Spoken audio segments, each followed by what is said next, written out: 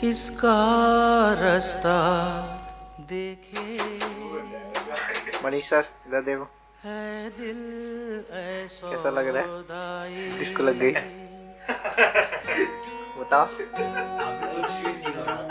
बताओ ना। कुछ फील नहीं हो रहा है।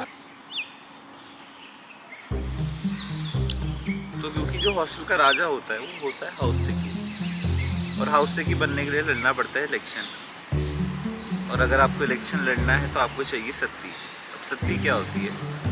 Satti is basically C7 CGPA criteria कि आपके एकेडमिक स्कोर्स 7 CGPA पे होने चाहिए, 7 CGPA या उससे ज़्यादा, तो ही आप इलेक्शन में कंटेस्ट कर सकते हो।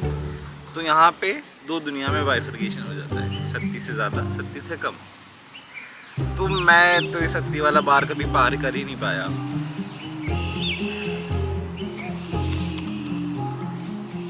तो जब फर्स्ट ईयर था, ऑनलाइन था, कुछ पता नहीं था कि क्या होता है, क्या है ये CGPA क्यों बनाना है। मैं तो फुल मूड में था कि बहन चौदह जेई के लिए इतना पढ़ लिया, इतनी गांड दिखा ली, अब IIT आ गया तो सॉर्टेड ही है, सब कुछ भी हो जाएगा अपना। तो इतने पढ़ाई के लिए फक्स दिए नहीं शुरुआत में। तो थे कहाँ पे हम? हाँ, हॉस्टल की बात करते थे। तो एक हॉस्टल का राजा होता है हॉस्टल का हाउस सेकी, और वो हॉस्टल का 4th ईयर का बंदा बनता है जनरली। कभी PhD वाले भी बन जाते हैं। तो जो IIT का सिस्टम है ना, उसमें ना बोर्ड्स होते हैं, और उन बोर्ड्स पर कुछ PORs होती है। POR का मतलब पोजीशन ऑफ रिस्पॉन्सिबिलिटी, और उन पोजीशंस को वही बच्चे ले पाते हैं जिनकी 70 के ऊपर होती है। तो जो दुनिया की बात कर रहा था मैं कि दो दुनिया अलग हो जाती है। तो एक दुनिया वो होती है जो उन पोजीशन को होल्ड कर पाती है, और एक वो दुनिया होती है जो उन पोजीशन पर उनको बैठाने के लिए लड़ती है।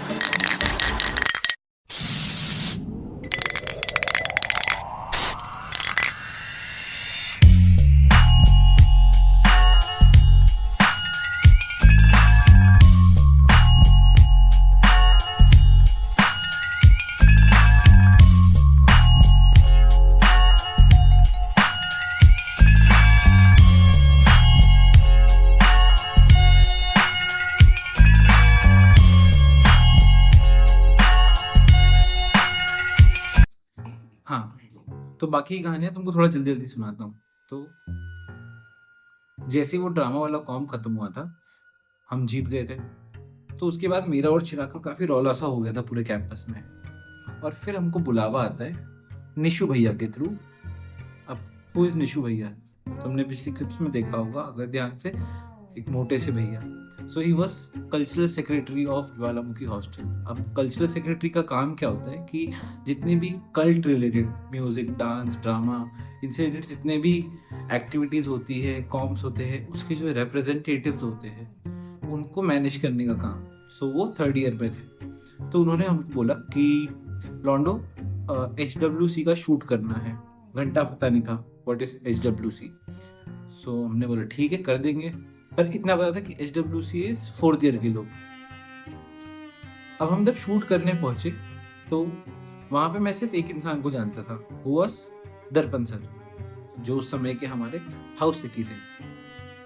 और उस रूम में वो लोग थे जो तुमने पिछले मोन्टाज में भी देखे थे।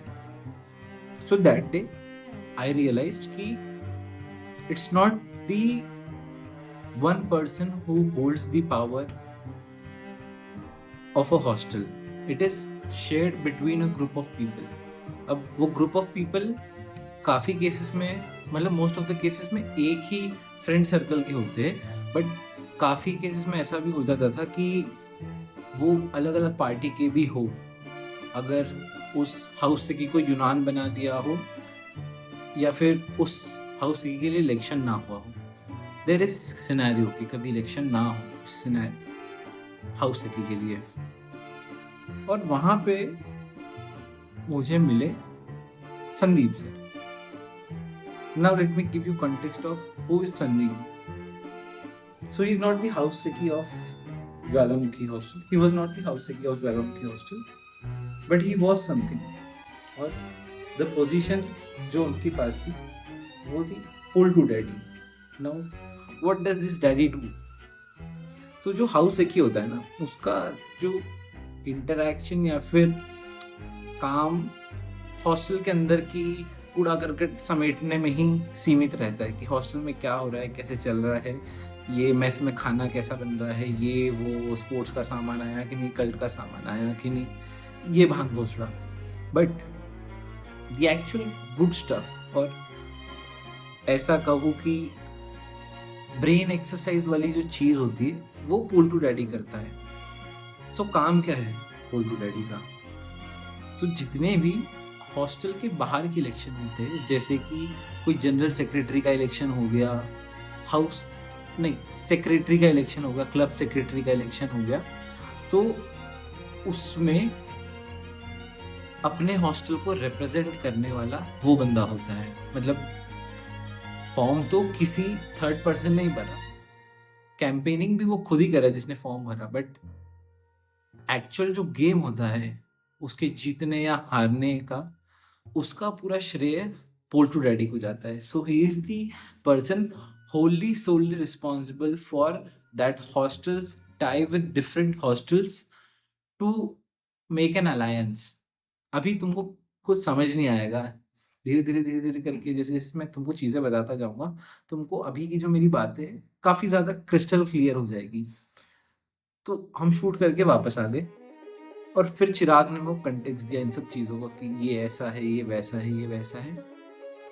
तो जो शुरुआत में मैंने इस वीडियो के तुम्हें एक बात बताई थी कि दो दुनिया में बाइफर्केशन हो जाता है, 37 से ज़्यादा वाले और 37 से कम वाले. तो 37 से जो ऊपर होते they are the people who can contest for election, और 37 से जो नीचे वाले होते हैं they are mostly the guy जो पुल टू डैडी बनते हैं. Because that day I realized power doesn't come to you if you are a king.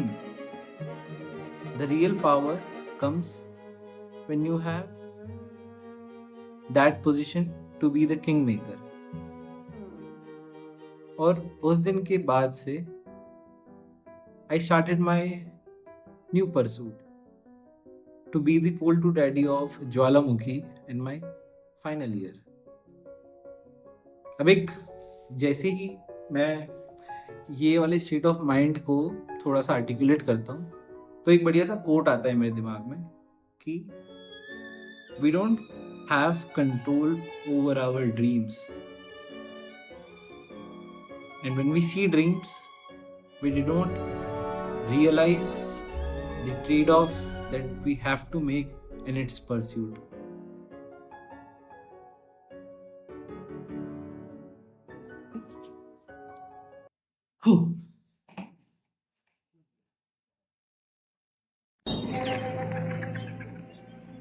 मुसाफिर हूँ यारो, ना घर है ना ठिकाना. आरडी वो वाला भी अच्छा था यार, 22 वाला. सुनी जो ना, हाँ बढ़िया था वो तो. मुझे तो वही बढ़िया लगता है. उसके बाद तो शुद्धम शुदाई.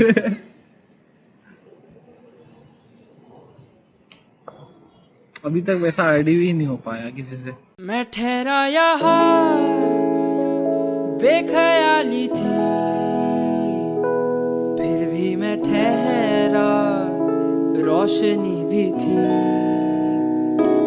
कह दो ना हालात है ऐसे, कहने पे निर्भर तुम्हारे.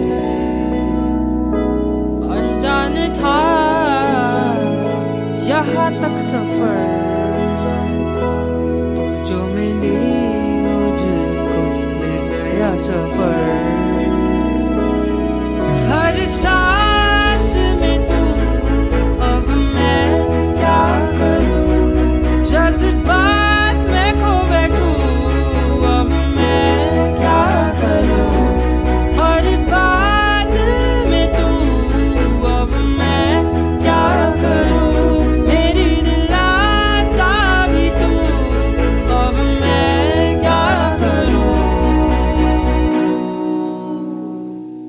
क्या करूं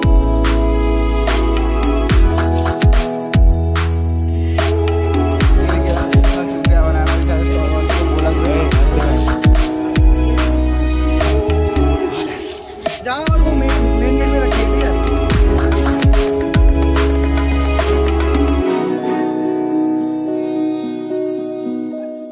अंधेरा था उस पार मैं जा ना सका गहराई थी मजबूरी नहीं फासले थे अब वो मिट गए हुई थी गलती भूल हो गई हर सांस में तू अब मैं क्या करूं जज्बात में खो बैठूं अब मैं क्या करूं हर बात में तू अब मैं क्या करूं तेरी दिलासा भी तू अब मैं क्या करूं क्या करूं